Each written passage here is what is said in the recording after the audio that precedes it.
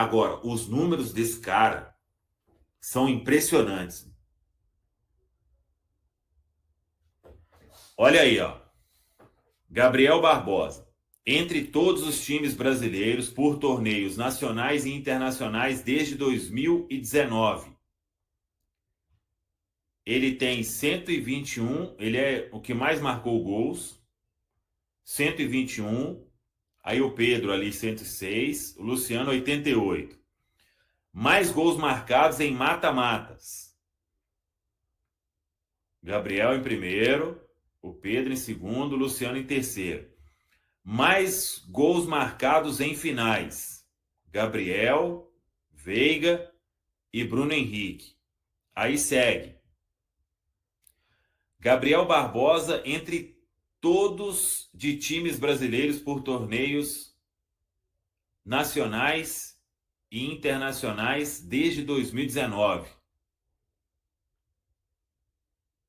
Mais participações em gols. Mais chances claras convertidas.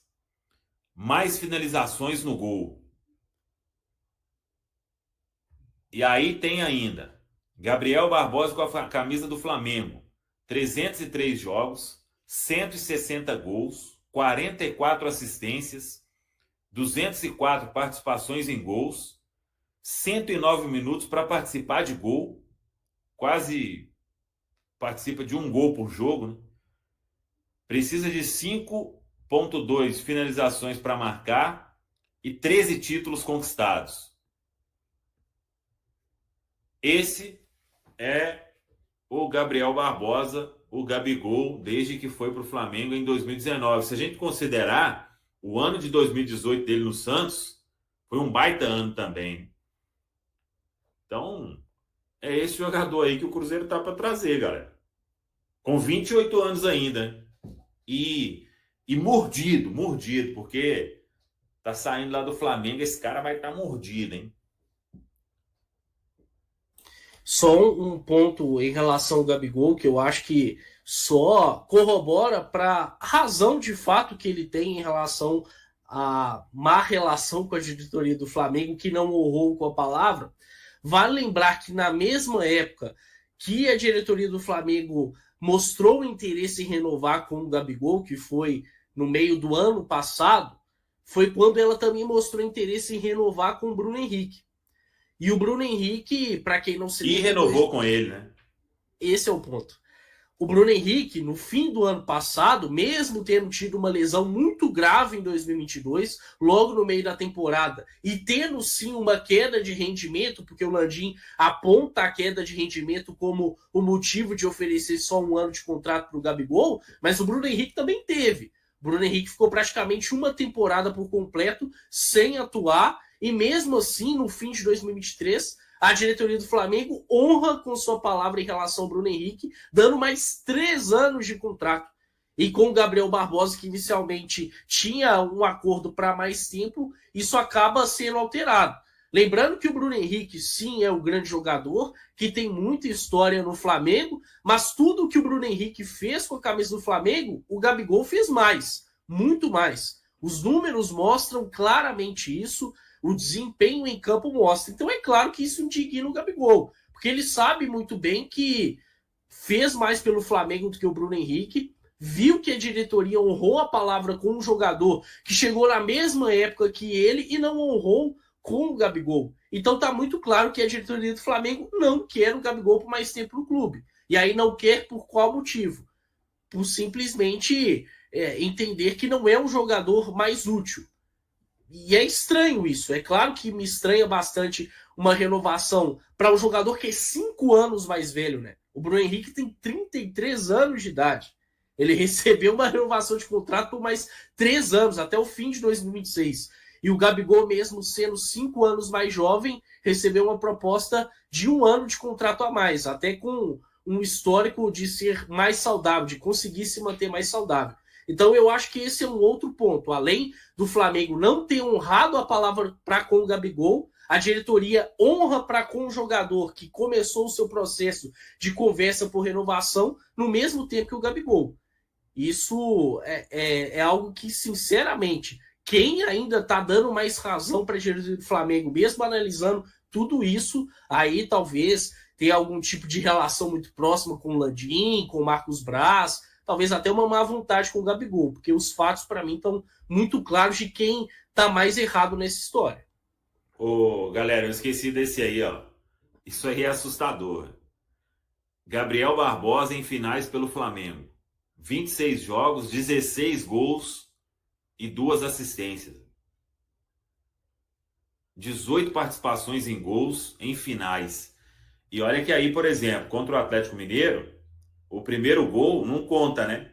Mas ele estava na jogada, ele finalizou, o Everton fez uma defesaça e sobrou pro Arrascaeta no rebote, né? É muito decisivo. Eu fui dar uma... Pode falar, Emerson. Pode ir. Eu vou depois. Não, é que eu fui dar uma olhada nos números do Gabriel aqui e, assim, pegando 2018, né, que é quando ele volta do futebol europeu. No Santos, ele teve 29 participações em gols no ano de 2018, aí levando em conta gol e assistência. Em 2019, ele tem 55 com o Flamengo, 43 gols e 12 assistências. Aí, em 2020, ele passa de novo de mais de 20 participações em gols. Ele faz 27 gols, dá 12 assistências. Em 2021, são 34 gols e 10 assistências. 2022, 29 gols e 5 assistências. E 2023, que segundo o Rodolfo Landim é um ano ruim do Gabigol, ele tem 20 gols e 4 assistências.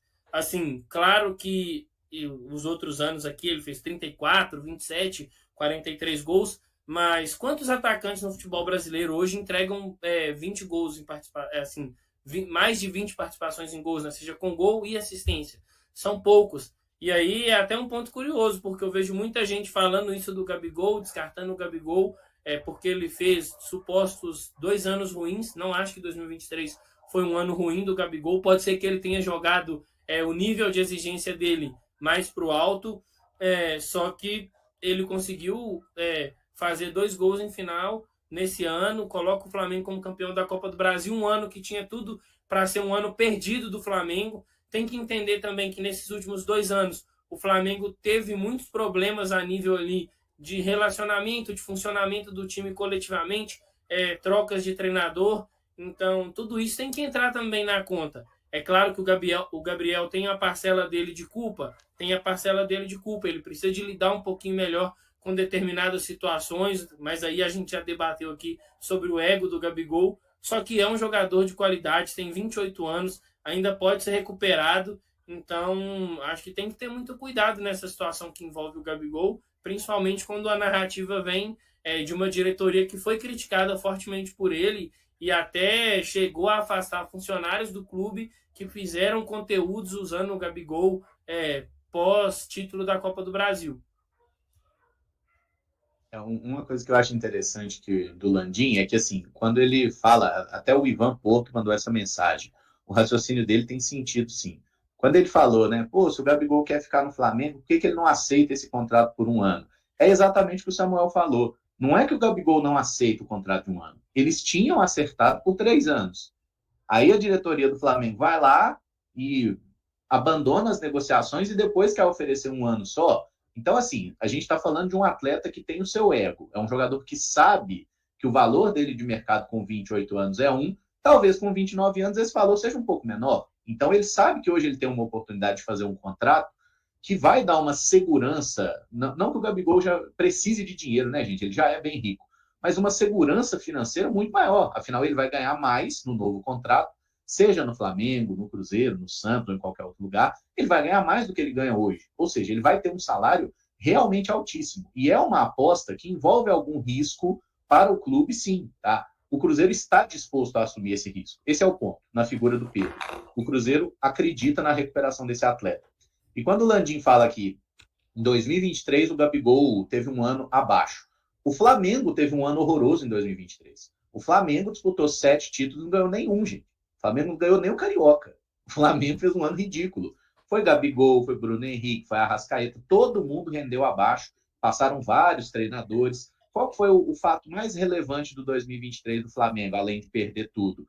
o preparador físico do São Paulo dando uma porrada no Pedro. O Pedro, gente, tá? Que é um ótimo centroavante, um dos melhores do futebol brasileiro, tinha jogado Copa do Mundo poucos meses antes. Então, assim, o Flamengo viveu um 2023 horroroso, eu estava até olhando os números. O Gabigol fez aí 20 gols na temporada 2023. O último gol que ele marcou foi no dia 20 de agosto, tá? Lembrando que na reta final da temporada o Tite foi contratado, com o Tite, o Gabigol não teve chances como titular, acho que até teve um jogo, né? Porque o Tite ele estreia contra o Cruzeiro, e assim, o Gabriel não tinha mais oportunidades. O que funcionou lá com o Dorival, a dupla de ataque Pedro e Gabigol, por exemplo, não foi mais utilizado pelo Tite, e aí o Gabriel, na reta final do ano, ele fica de agosto para frente sem fazer nenhum gol. Então, esses 20 gols dele foram concentrados na primeira fase da temporada. Um pouco no Campeonato Carioca, ele tem uma fase ruim, mas aí marca alguns golzinhos em Brasileiro, Libertadores, mas ele não foi decisivo em 2023, porque o Flamengo viveu um ano ruim. E essa temporada 2024, a gente já tinha até falado dos números, né? O Gabriel ele fez apenas 7 gols, mas ele foi titular só 11 vezes, né? De 35 jogos, ele foi titular em 11. Então ele é um jogador que o técnico Tite não dava muita moral para ele, né? Já tem problemas pessoais ali, priorizava um outro sistema tático também, que joga com pontas, e o Gabigol ele não é o 9 tão fixo, né? Ele é um atacante de movimentação, que cai mais pelo lado direito, mas ele não é um ponta, então o sistema tático do Flamengo também não o favorecia tanto. Pensando no Cruzeiro, se ele realmente vier, o Diniz tem uma tendência a montar um sistema que o Gabigol funcione bem? Tem essa tendência, até quando a gente observa possibilidade dele jogar junto com o Caio Jorge, dele jogar junto com o Lautaro, dele jogar junto com o Dineno, atacantes que já estão aqui no Cruzeiro, e sabemos que outros atletas também podem chegar, especialmente jogadores de beirada, de mais criatividade, né? Eu acho que Matheus Pereira, com a facilidade que ele tem para enxergar espaços, é um cara que também deve se associar bem ao Gabriel. Então, assim, é uma contratação cara, o Cruzeiro assume um risco, mas o jogador tem muita qualidade. É inegável você falar que o Gabriel não tem talento, tá? Isso é um aspecto. O Gabigol faz muito gol, mas ele também perde muita chance, viu, gente? Especialmente aí se quiserem falar dos defeitos dele, a perna direita do Gabriel não é das melhores, ele perde muita chance com esse pé. A canhota é muito bem regulada, mas é um atacante que tem aí aspectos a evoluir no seu jogo. E ele precisa estar com a mentalidade que o Pedro citou muito bem, né? Chegar ao Cruzeiro sabendo que ele precisa agora reconquistar a torcida. O Cruzeiro tem que conquistar dele, se ele realmente vier. Aí é a hora do papel dele dar a contrapartida em campo.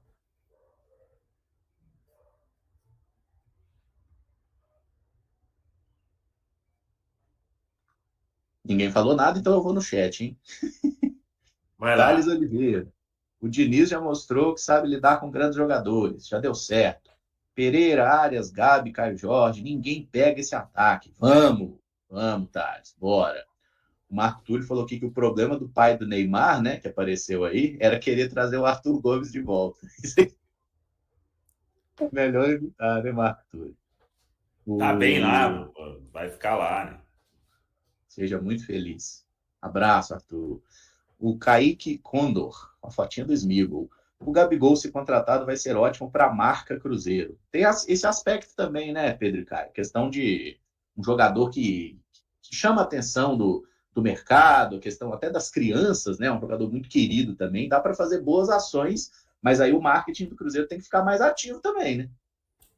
Com certeza. Eu acho que o Gabigol, pela própria chegada dele, mesmo com o marketing nesse processo de reestruturação e nisso encontrando alguma dificuldade, ele por si só já é capaz de angariar sócio. O Cruzeiro facilmente vai conseguir bater a marca de 100 mil, já está próximo disso, com o Gabigol certamente vai passar. Tem questão de venda de camisas personalizadas, a própria questão da comemoração dele, algo que a gente até já debateu por aqui, né? Faz falta isso no futebol brasileiro, uma comemoração tão específica. Isso poderia muito bem ser explorado pelo Cruzeiro, né? E o Gabigol é um jogador que tem muito nome no Brasil, mas fora dele também, né? Pensando no quesito América do Sul, até pelo que ele fez, principalmente nas disputas da Copa Libertadores de 2019 e 2022. É um jogador também que tem passagem por seleção brasileira, por futebol europeu, apesar de ter sido frustrante. Então,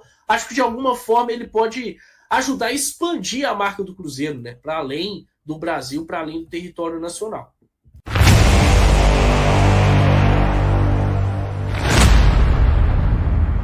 Enquanto o Cruzeiro se divide entre a Copa Sul-Americana e o Brasileirão, o Corinthians está determinado a vencer e encarar o duelo como uma decisão. Depois de flertar com a zona de rebaixamento, a equipe paulista se recuperou e agora sonha com voos mais altos.